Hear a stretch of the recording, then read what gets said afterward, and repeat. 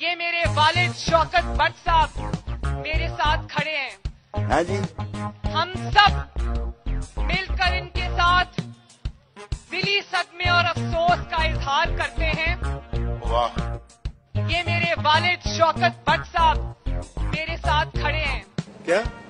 हम सब मिलकर इनके साथ दिली सदमे और अफसोस का इजहार करते हैं। ये मेरे वालिद शौकत भट्ट साहब मेरे साथ खड़े हैं। क्या नाम है? शौकत भट्ट साहब, मेरे वालिद शौकत भट्ट साहब। ये क्या मजाक है? ये किस तरह हो सकता है? जब आदमी के ऊपर इतना प्रेशर हो तो ऑल फॉल तो बकता ही है।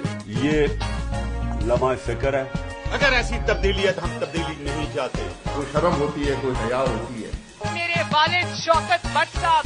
काफी हो गया तेरे नालों।